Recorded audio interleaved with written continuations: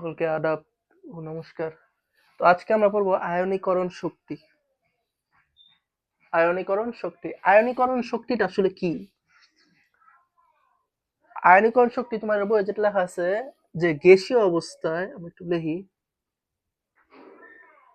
গ্যাসীয় অবস্থায় আমি বুঝাই দেব, কোনো গ্যাসীয় অবস্থায় কোনো মৌলের 1 মোল গ্যাসীয় পরমাণু থেকে গ্যাসীয় অবস্থায় কোনো মৌলের 1 মোল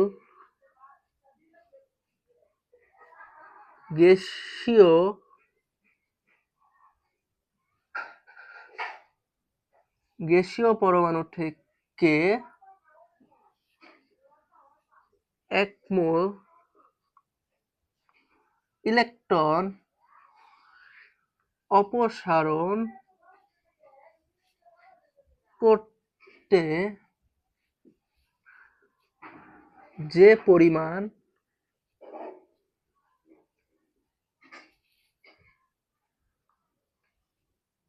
শক্তির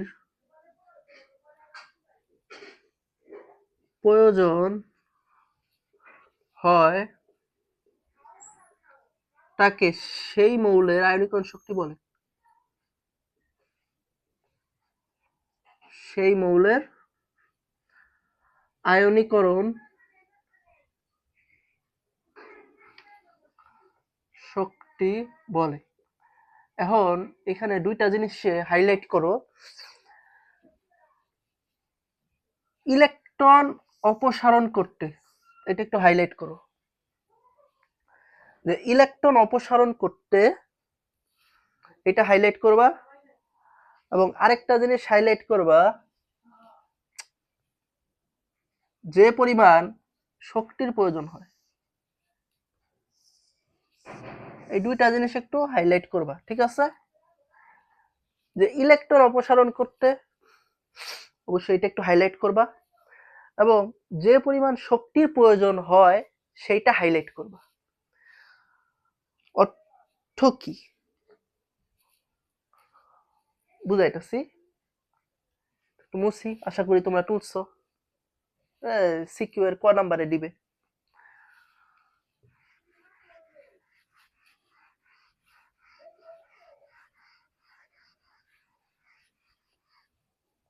ধরো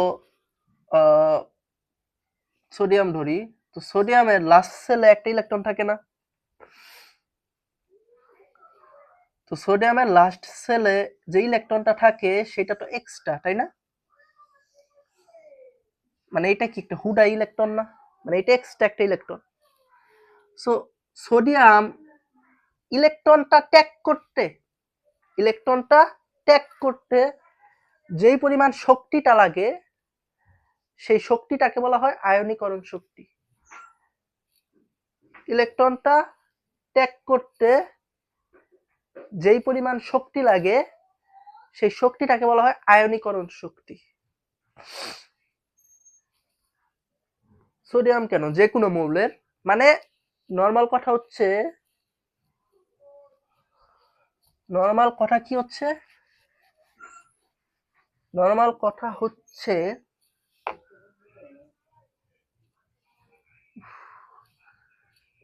যে কোনো মৌলের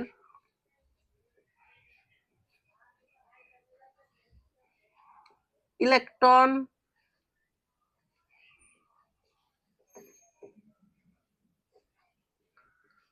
ত্যাগ করতে যে শক্তির প্রয়োজন, আরে বাবারে,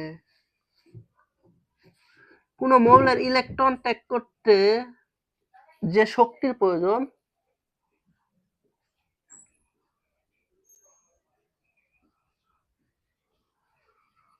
সেই শক্তিকে বলা হয় আয়নীকরণ শক্তি। তাহলে প্রত্যেক মৌলের বিভিন্ন, মনে করো আমার কাছে 10 টাকা আছে, তো আমি ওই 10 টাকা ত্যাগ করুম, তো আমার যে পরিমাণ শক্তির প্রয়োজন বা আমার ওই 10 টাকা ত্যাগ করতে যে পাওয়ারটা লাগবে, সেই পাওয়ারটা হচ্ছে আয়নীকরণ শক্তি। তো যে শক্তির প্রয়োজন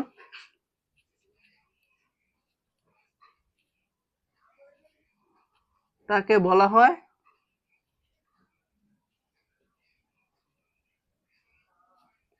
আয়নীকরণ শক্তি।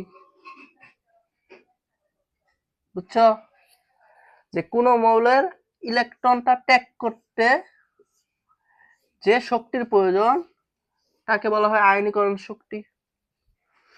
শেষ। এটাই নর্মাল কথা, যে ইলেকট্রনটা ত্যাগ করতে যে শক্তির প্রয়োজন। তাহলে এটা আমরা কিভাবে লিখছিলাম, যে গ্যাসীয় অবস্থায় কোনো মৌলের এক মোল গ্যাসীয় পরমাণু থেকে এক মোল ইলেকট্রন অপসারণ করতে যে পরিমাণ শক্তি প্রয়োজন হয় তাকে ওই মৌলের আয়নীকরণ শক্তি বলে।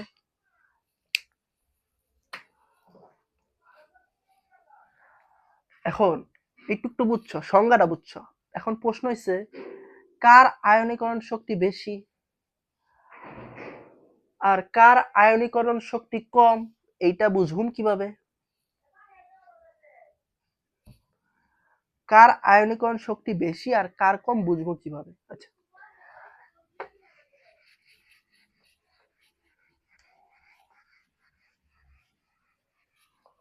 শোনো, একটা লেখা দেই, যে আয়নীকরণ শক্তি কমা ইলেকট্রন আসক্তি কমা তড়িৎ ঋণাত্মকতা, তড়িৎ ঋণাত্মকতা না, হ্যাঁ তড়িৎ ঋণাত্মকতা, এই তিনটাই পারমাণবিক সংখ্যার ব্যস্তানুপাতিক। এই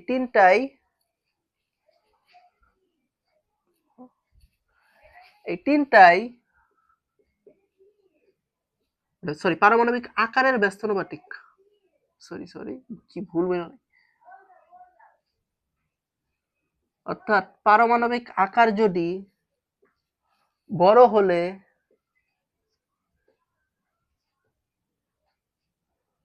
বাকি সব কম,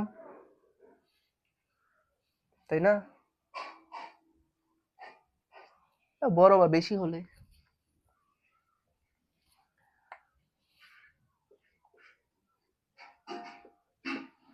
পারমাণবিক আকার কম হলে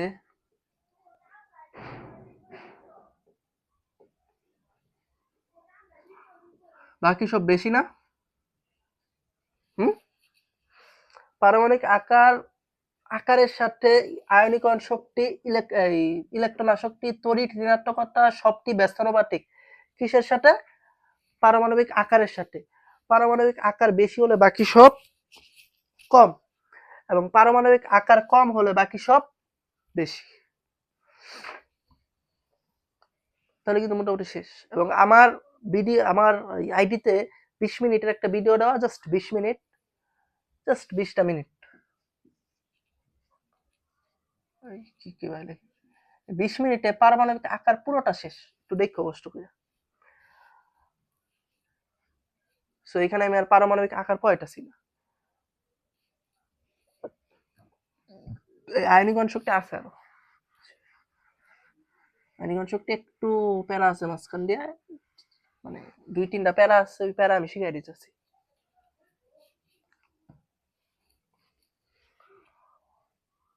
তাহলে তোমাকে যদি বলি যে সোডিয়ামের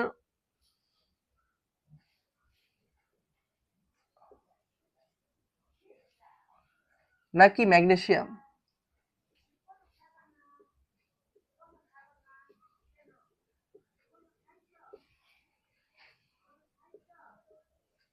কার আয়নীকরণ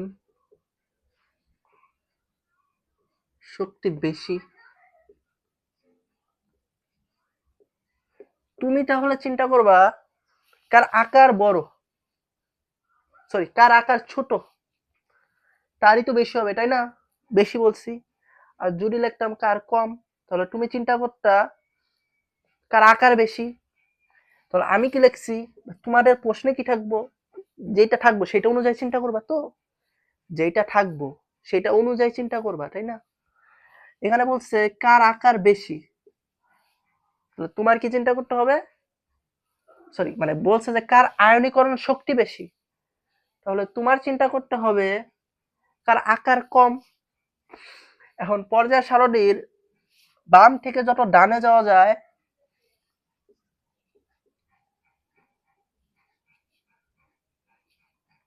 বাম থেকে ডানে গেলে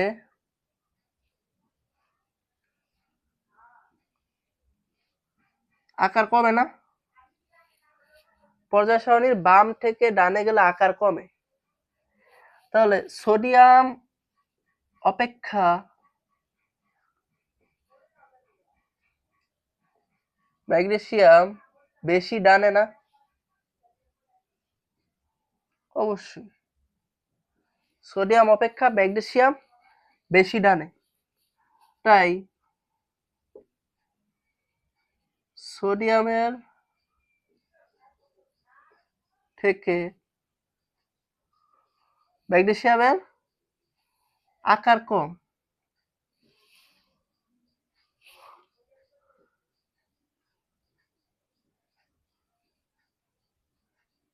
আকার কম মানে কি? ম্যাগনেসিয়ামের আয়নীকরণ শক্তি বেশি, তাই ম্যাগনেসিয়ামের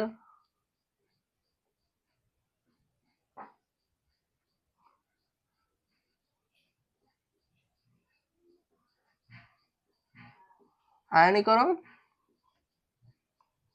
শক্তি বেশি। বুঝছো?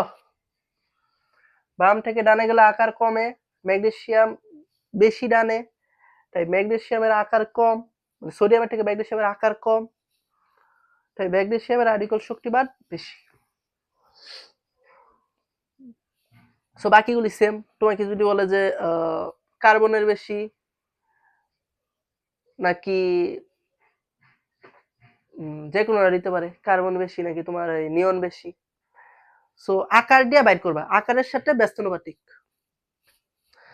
এখন কয়েকটা একটু পেঁয়াজ হয়,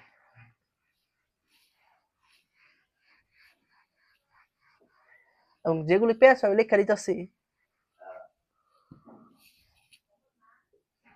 beryllium, boron, nitrogen, oxygen,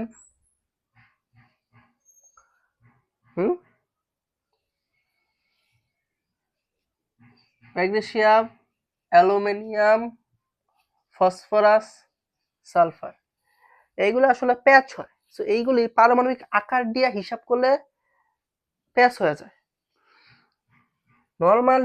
normally বোরনের আয়নীকরণ শক্তির মান বেশি হওয়ার কথা পারমাণবিক আকারের মাধ্যমে চিন্তা করলে। নর্মালি বেরিলিয়ামের আয়নীকরণ শক্তির মান বেশি হওয়ার কথা, কিন্তু হয় না। বেরিলিয়ামের বেশি হয়। অক্সিজেনের আয়নীকরণ শক্তির মান নাইট্রোজেনের থেকে বেশি হওয়ার কথা পারমাণবিক আকার অনুযায়ী, কিন্তু হয় না। নাইট্রোজেনের বেশি হয়, ম্যাগনেসিয়ামের বেশি হয়, ফসফরাসের বেশি হয়। কেন হয় সেটা দেখাইতেছি। একটা জিনিস একটু মনে রাখো,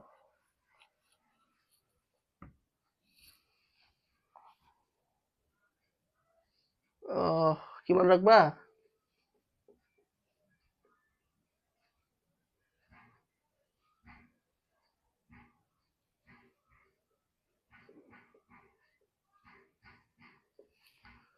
পূর্ণ শক্তি স্তর বিশিষ্ট অরবিটাল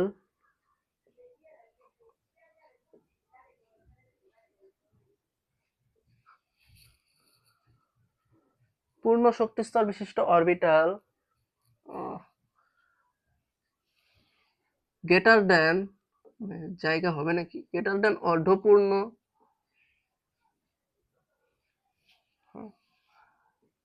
গ্রেটার দেন আংশিক পূর্ণ।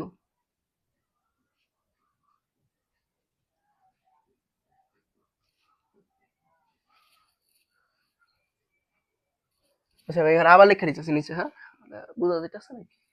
এক মিনিট।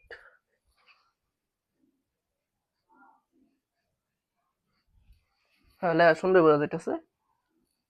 পূর্ণ শক্তি স্তর বিশিষ্ট অরবিটাল গ্রেটার দেন অর্ধপূর্ণ গ্রেটার দেন আংশিক পূর্ণ। যেমন ধরো ডি অরবিটাল আছে, সো ডি অরবিটালে মোট ইলেকট্রন থাকতে পারে কয়টা? 10টা না? সো এইটা অধিক স্থিতিশীল, গ্রেটার দেন D5, কারণ এইটা অর্ধপূর্ণ। সো এইটাও স্থিতিশীল, ভালো স্থিতিশীল, গ্রেটার দেন 1 থেকে 9, কারণ এটা আংশিক পূর্ণ। তাহলে পূর্ণ অরবিটাল বেশি স্থিতিশীল, গ্রেটার দেন অর্ধপূর্ণ, গ্রেটার দেন আংশিক পূর্ণ।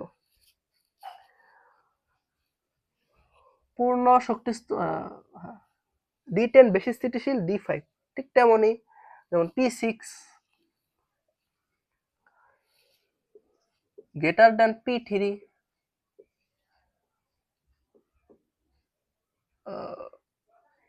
মানে 1 থেকে 6 আর কি, বুঝছো? 1 থেকে 5 আর কি, 6 তো হবে না, বুঝছো? এখন যখন আমরা ম্যাগনেসিয়াম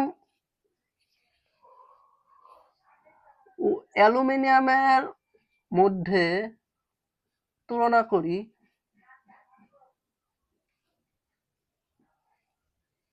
যে কার আয়নীকরণ শক্তি কম, মানে কার আয়নীকরণ শক্তি বেশি,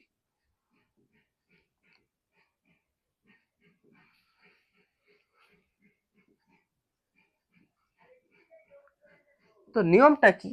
যে ম্যাগনেসিয়াম থেকে অ্যালুমিনিয়াম বেশি ডানে, কথা বুঝো, ম্যাগনেসিয়ামের থেকে অ্যালুমিনিয়াম বেশি ডানে, তাহলে অ্যালুমিনিয়ামের আকার কম,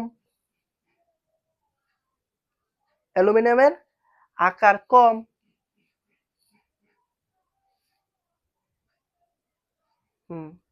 সোডিয়াম ম্যাগনেসিয়াম অ্যালুমিনিয়াম, আচ্ছা, তো ম্যাগনেসিয়াম থেকে অ্যালুমিনিয়াম বেশি ডানে, তাহলে অ্যালুমিনিয়ামের কি আকার কম, তাহলে অ্যালুমিনিয়ামের আয়নীকরণ শক্তি বেশি হওয়ার কথা ম্যাগনেসিয়াম থেকে, কিন্তু হয় না, ম্যাগনেসিয়ামের বেশি হয়। এই বুঝাইতে পারছি আসলে, যে ম্যাগনেসিয়াম থেকে অ্যালুমিনিয়াম তো বেশি ডানে, তাহলে অ্যালুমিনিয়ামের আকার তো কম, তাহলে অ্যালুমিনিয়ামের আয়নীকরণ শক্তি বেশি হওয়ার কথা ম্যাগনেসিয়াম থেকে, কিন্তু হয় না। কারণটা কি? দুটার ইলেকট্রন বিন্যাস যদি করি, ম্যাগনেসিয়াম কি হয়? 12 না?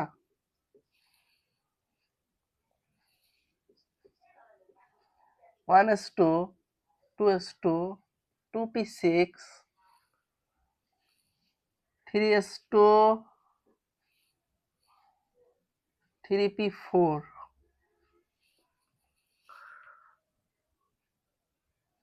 সরি এই 3p4 না তো,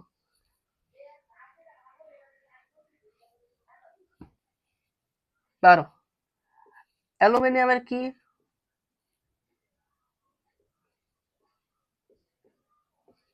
1s2 2s2 2p6 3s2 3p1, তাই না? তো এইখানে দেখো s অরবিটাল পূর্ণ, তো যেটা পূর্ণ থাকে সেটা তো অধিক স্থিতিশীল, তাই না? অবশ্যই। সো আমার যেটা পূর্ণ থাকবো সেটা অধিক স্থিতিশীল না, তো সে তো ইলেকট্রন ত্যাগ করতে চাইবেই না। সো একে যদি ইলেকট্রন ত্যাগ করাইতে চাও, প্রচুর পাওয়ার ইনপুট দেওয়া লাগবে, প্রচুর শক্তি প্রয়োগ করা লাগবে। সেই কারণে এইটার আয়নীকরণ শক্তির মান প্রচুর, কিন্তু এইটার তো লাস্টে একটা আছে, মানে আংশিক পূর্ণ।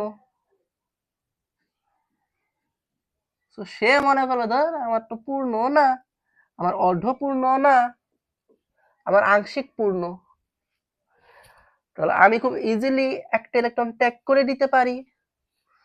সো অ্যালুমিনিয়াম যেহেতু ইজিলি একটা ইলেকট্রন ত্যাগ করে দিতে পারে, সেই কারণে অ্যালুমিনিয়ামের আয়নীকরণ শক্তির মান কম, ম্যাগনেসিয়াম অপেক্ষা অ্যালুমিনিয়ামের আয়নীকরণ শক্তির মান কম। তাহলে কার আয়নীকরণ শক্তির মান বেশি? ম্যাগনেসিয়ামের।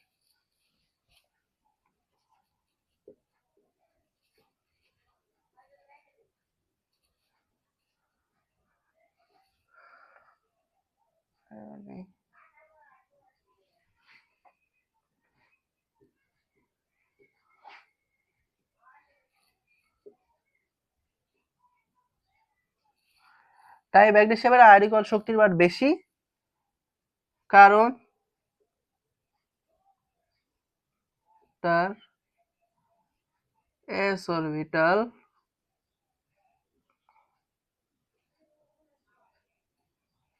পূর্ণ। বুঝছো? সো এইটা জাস্ট মনে রাখবা যে পূর্ণ শক্তি স্তর বিশিষ্ট অরবিটাল গ্রেটার দ্যান অর্ধপূর্ণ, গ্রেটার দ্যান আংশিক পূর্ণ। বুঝছো না? স্যার আরেকটা দেখান তো অবশ্যই।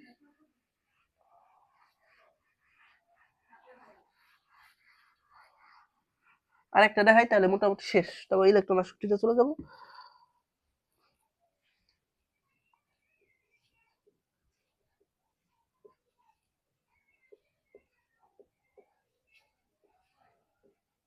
কার বেশি? আচ্ছা, নিয়ম কি? এসটা তো পি তো এখানে, এস এখানে, তাহলে এস কি বেশি ডানে না? তো বেশি ডানে হলে কি হয়? আকার কম। আকার কম না?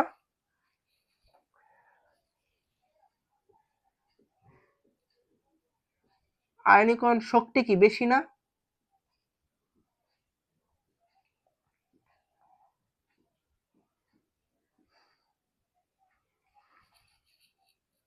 বেশি না? কিন্তু সেটা হয় না ভাইয়া, কেন? দেখো, পি এর ইলেকট্রন বিন্যাস করলে কি হয়, মানে ফসফরাস করলে কি হয়? ফসফরাস 15 না, 1s2 2s2 2p6,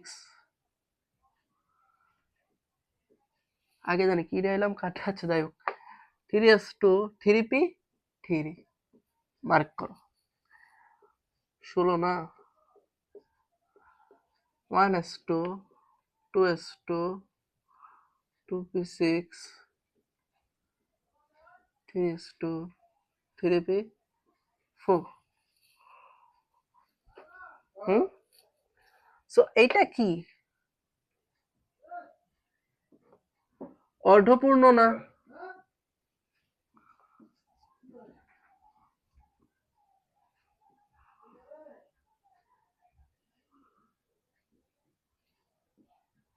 আংশিক পূর্ণ না? বুঝতেছো? তাহলে অর্ধপূর্ণ যেইটা, এইটা তো বেশি স্থিতিশীল। এই যে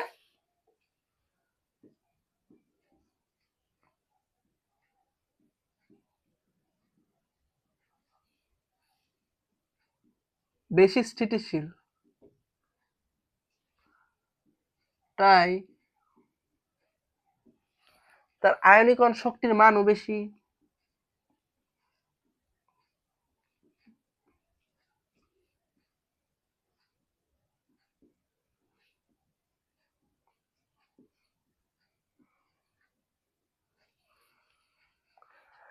সেই কারণে ফসফরাসের আয়নীকরণ শক্তির, এটা তো আংশিক পূর্ণ, তো আংশিক পূর্ণ থেকে অবশ্যই অর্ধপূর্ণটা বেশি স্থিতিশীল। তাই ফসফরাসের এই বেশি স্থিতিশীল ঠিকা ইলেকট্রন ত্যাগ করতে বেশি কষ্ট হয়, আর যার কষ্ট যত বেশি হয় তার আয়নীকরণ শক্তির মান তত বেশি। সেই কারণে ফসফরাসের আয়নীকরণ শক্তির মান বেশি সালফার থেকে। ফসফরাসের আয়নীকরণ শক্তির মান বেশি সালফার থেকে। বুঝছো? বুঝছো তো? বুঝছো তো, তাই না? বুঝছো তো? কতক্ষণ হয়েছে?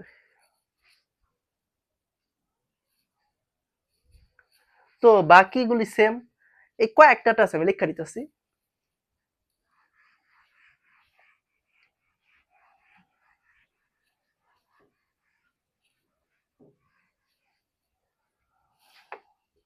বেরিলিয়াম, বোরন, বেরিলিয়ামের বেশি, নাইট্রোজেন, অক্সিজেন,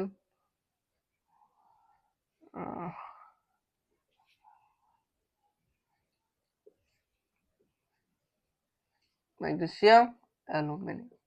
সো এইগুলি, এই কয়েকটা একটু মুখস্থ রাখতে পারলেই ঝামেলা কিন্তু শেষ হয়ে যায়। এবং আশা করুন যে তোমরা একটু রাখবা, মনে রাখবা, স্ক্রিনশট নিতে পারো। এবং বাকিগুলি সেম, যেমন নাইট্রোজেনের ক্ষেত্রে 1s2 2s2, নাইট্রোজেন কত 7 না, 2p3, তাহলে এটা অর্ধপূর্ণ না, এটা অর্ধপূর্ণ। অক্সিজেনের ক্ষেত্রে কি হয়, 1s2 2s2 2p4, আংশিক পূর্ণ না।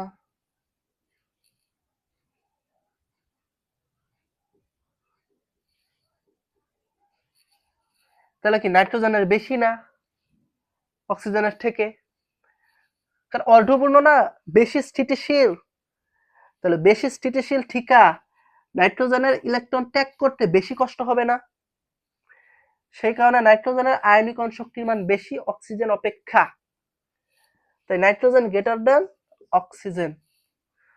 আমি তো সবটি করে দিছি। আর বেরিলিয়ামটা থাকে, তো এটাও দেখা দিতেছি। মানে 30টার মধ্যে মোটামুটি এই কয়টাই, মানে প্রথম 30টা এটা আমাদের লাগে, তাই না? যে হাইড্রোজেন থিকা লাস্টে কি থাকে, জিঙ্ক পর্যন্ত। এই প্রথম 30টার মধ্যে এইগুলোই শুধু ব্যতিক্রম। বেরিলিয়াম হলো আমি একটু দিয়ে দেখা দিতেছি, 1 মিনিট।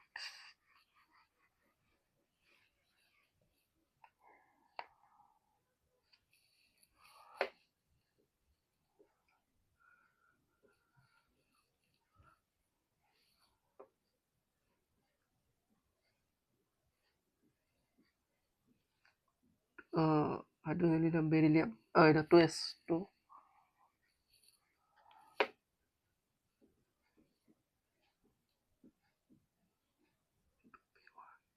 তাহলে এটা কি পূর্ণ না আংশিক পূর্ণ না?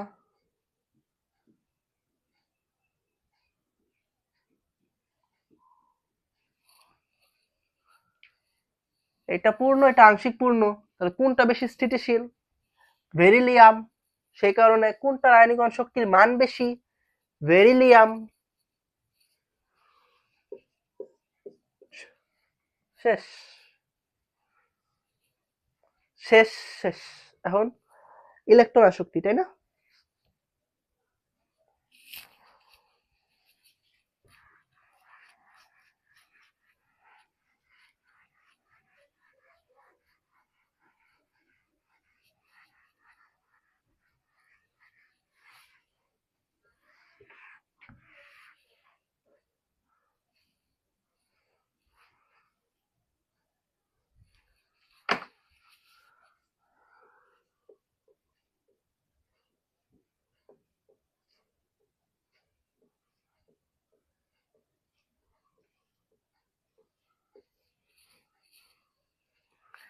ইলেকট্রন আসক্তিটা কি? আয়নীকরণ শক্তি কি আছিল বাইর করা, মানে আমার বাইর করতে যতটুকু শক্তি লাগে সেটা হচ্ছে আয়নীকরণ শক্তি। আমার বাইর করতে যতটুকু শক্তি লাগে সেটা হলো আয়নীকরণ শক্তি। আর আমার প্রবেশ করাতে যতটুকু শক্তি লাগবে সেটা হলো ইলেকট্রন আসক্তি।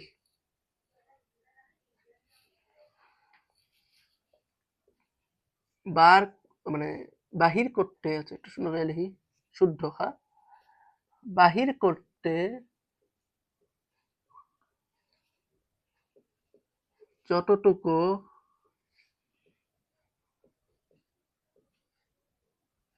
শক্তি লাগে সেটা কি আয়নীকরণ শক্তি। বাহির করতে যতটুকু শক্তি লাগে আয়নীকরণ শক্তি। আরেকটা কি প্রবেশ করাতে।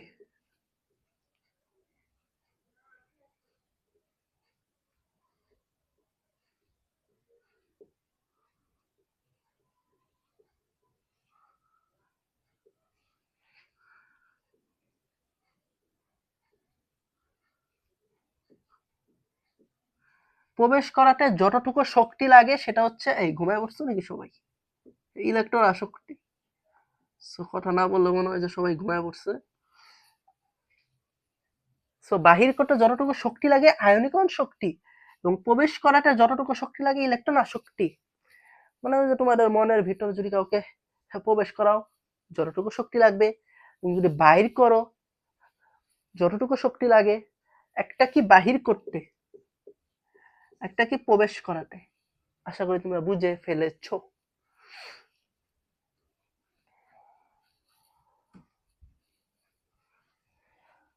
আশা করি বুঝে ফেলেছো। এখন ওই স্যার সংজ্ঞাটা কিভাবে দেব? ভাইয়া লেখা দিতেছি সেম ভাবে।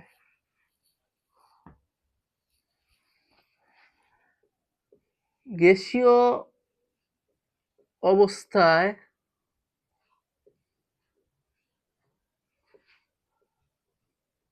কোনো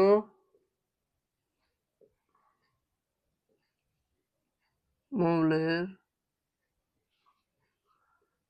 1 মোল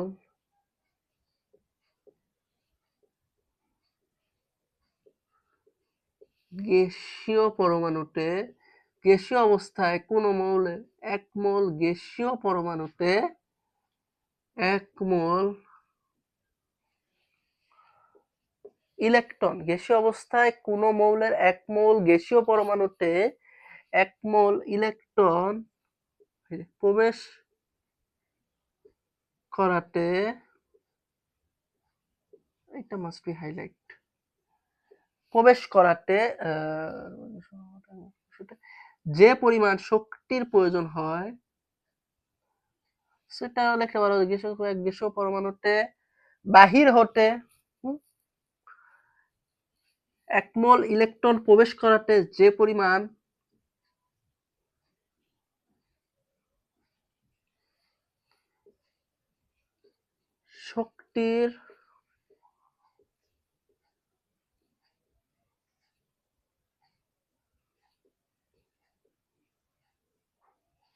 শক্তির প্রয়োজন হয় মানে সেই শক্তিকে বলা হয় ইলেকট্রন আসক্তি।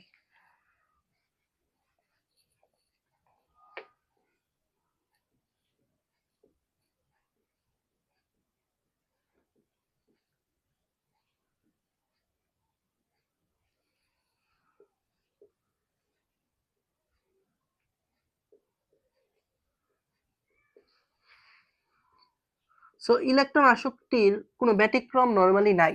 ইলেকট্রন আসক্তি জাস্ট পারমাণবিক আকারের ব্যস্তানুপাতিক। যে কি লিখতেছি, ইলেকট্রন আসক্তি জাস্ট পারমাণবিক আকারের ব্যস্তানুপাতিক। সো এইটার মধ্যে আসলে কোনো মানেই নাই, কি কয় কোনো ব্যতিক্রম কিছু নাই। সো ব্যতিক্রম একটাতেই আসে, যে হ্যালোজেনের একটা ক্রোম,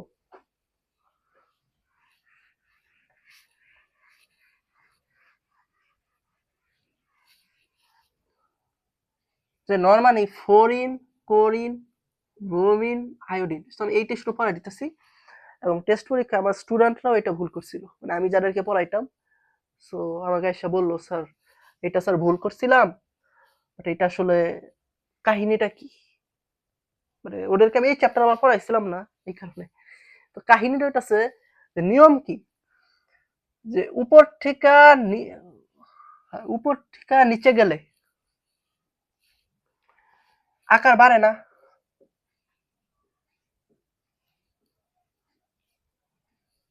আকার তো বাড়ে, আকার বাড়ে।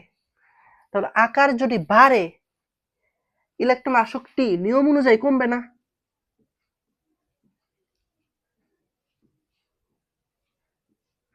হ্যাঁ, তাহলে সেই হিসাবে fluorine greater than chlorine, greater than bromine, greater than iodine, তো এটা ঠিকই আছে যে fluorine greater than chlorine, greater than bromine, greater than iodine, তাহলে তো ঠিকই আছে। তাহলে ঝামেলাটা কোথায় হয়? যে ফ্লোরিন, ক্লোরিন, ব্রোমিন, আয়োডিন, তাহলে ঝামেলাটা কোথায় হয়? ঝামেলাটা হয় জাস্ট এইখানে, এটা ক্লোরিন গ্রেটার দেন ফ্রোমিন হয়ে যায়। কেন? কেন? কারণটা হইতাছে ফ্লোরিনের ঘর ছোট এবং ক্লোরিনের, হ্যাঁ আকার ঠিক আছে, ফ্লোরিনের মানে কি জানি কয়, হ্যাঁ ফ্লোরিনের ঠিক আছে, ক্লোরিনের আকার বড়, মানে কি কইতেছি আমি, আকার বড় হলে ইলেকট্রন আসক্তি উপর থেকে নিচে গেলে আকার বাড়ে, ইলেকট্রন আসক্তি কমে। ফ্লোরিন, ক্লোরিন, ব্রোমিন, আয়োডিন নিচে গেলে আকার বাড়ে। হ্যাঁ, আকার তো বাড়তেছে, fluorine, chlorine, bromine, iodine, electron আসক্তি কমে।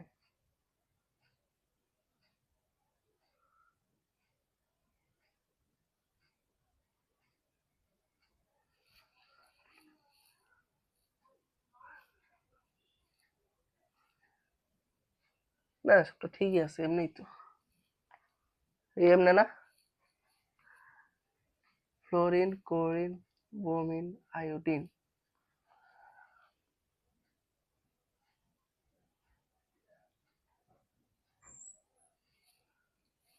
মানে উপর থেকে নিচে গেলে halogen, fluorine, chlorine, bromine, iodine উপর থেকে নিচে গেলে আকার কমে, আকার কমলে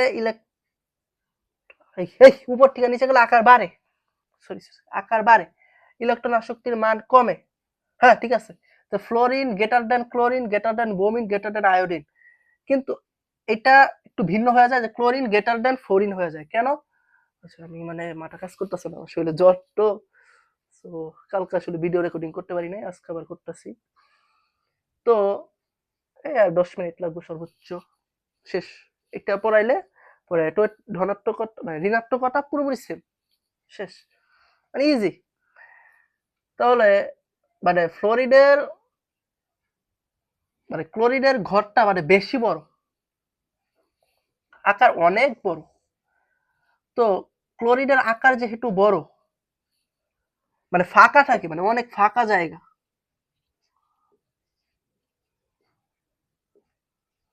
তো সে খুব ইজিলি একটা ইলেকট্রন তার মধ্যে প্রবেশ করাতে পারে।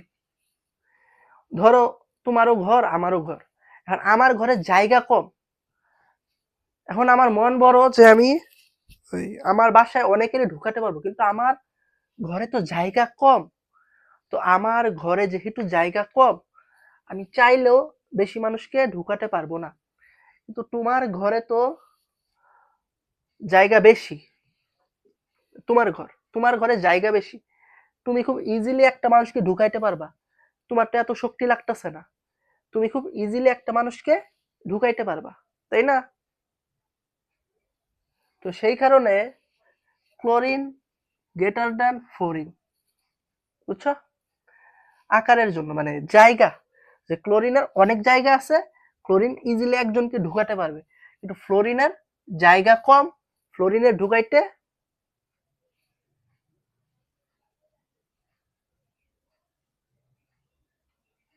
আমি উল্টা করে দিছি, ক্লোরিনের ইলেকট্রন আসক্তি গ্রেটার দ্যান বেশি, হ্যাঁ না ঠিকই আছে যে ক্লোরিনের জায়গা বেশি,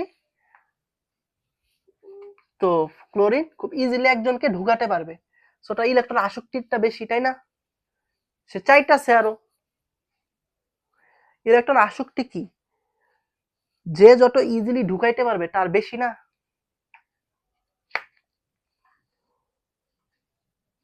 বুঝছো? তো জাস্ট এটা মনে রেখো যে ফ্লোরিন কোরিন, ঠিক আছে? আচ্ছা, এখন আমরা যাব তড়িৎ ঋণাত্মকতায়।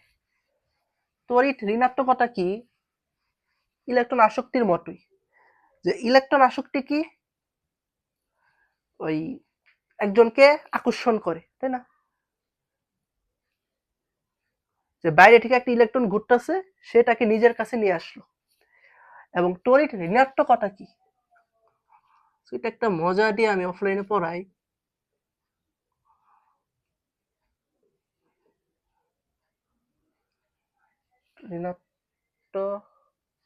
ঋণাত্মকতা, আচ্ছা। যে ও কি করে, আরেক বেটার বউরে ধরে টান দেয়। আরেক বেটার গার্লফ্রেন্ড আছে, ওরে ধরে টান দিতেছে। আরেক বেটার বউ আছে, ওরে ধরে টান দিতেছে। কেন? কারণ ও সমযোজী বন্ধনে আবদ্ধকৃত কাউকে ধরে টান দেয়।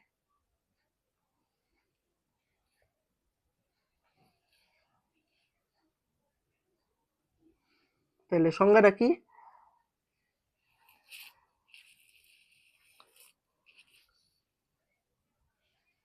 যে কোন দুইটি মৌল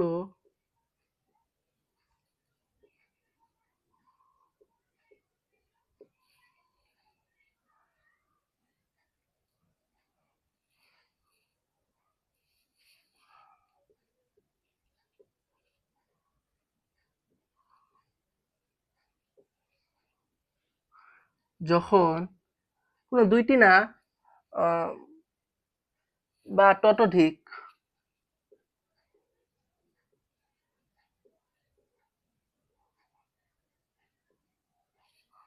যখন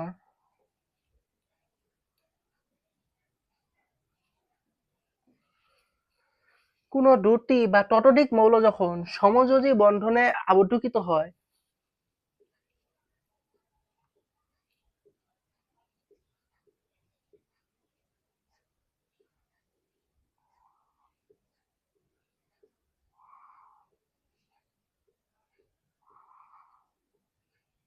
তখন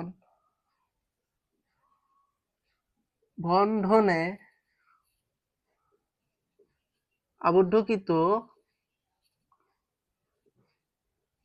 ইলেকট্রন ইলেকট্রন যুগলকে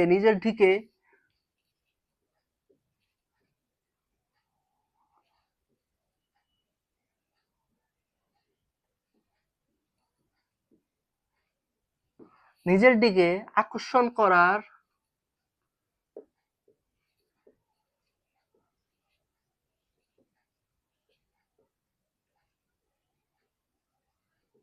ক্ষমতা হলো তড়িৎ ঋণাত্মকতা। সো এইটা আসলে কোনো মানে ব্যতিক্রম নাই, এটা জাস্ট মানে ইজি নিয়ম যে তড়িৎ ঋণাত্মকতা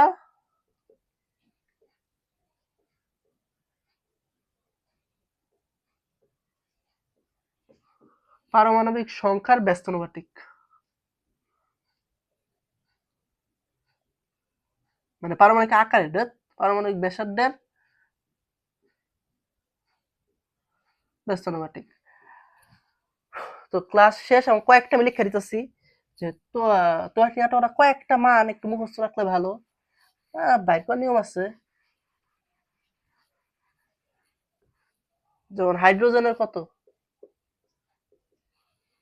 2.1টা, 2.1। কার্বনের কত? 2.5।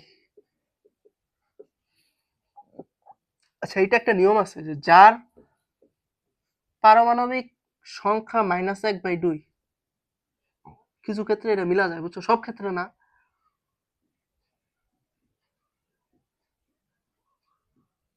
-1/2। যেমন কার্বনের কত? 6। 2.5 না? তারপরে নাইট্রোজেনের কত? 3 না হিসাব করো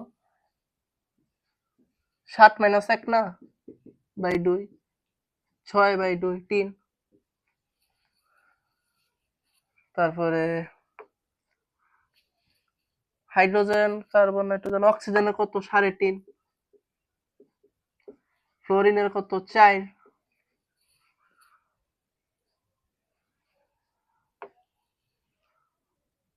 তারপর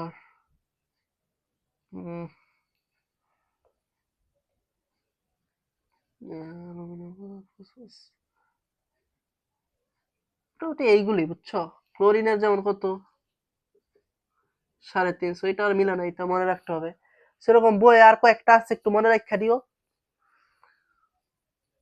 hydrogen carbon nitrogen fluorine chlorine যে 20 কি যে সমযোজী বন্ধনে আবদ্ধকৃত ইলেকট্রনকে নিজের দিকে আকর্ষণ করার ক্ষমতা হলো তড়িৎ ঋণাত্মকতা আর যেগুলো লিখছি আরো কয়েকটা আছে কারো hydrogen carbon nitrogen oxygen fluorine chlorine আরো কয়েকটা আছে ঠিক আছে সেগুলো মুখস্থ কইরো আজকের মতো এইটুকুই আয়নীকরণ শক্তিটা ইম্পর্টেন্ট ছিল আর ইলেকট্রন আসক্তি তড়িৎ ঋণাত্মকতা আয়নীকরণ শক্তি সবগুলি ব্যতিক্রম সবগুলি ব্যস্তানুপাতিক পারমাণবিক ব্যাসার্ধের ঠিক আছে তো আজকের মতো এইটুকুই ধন্যবাদ সকলকে ভালো লাগলে সাবস্ক্রাইব করে দিও কমেন্ট করতে পারো আর কি কি লাগে যদি ভালো লাগে কমেন্টে বইলো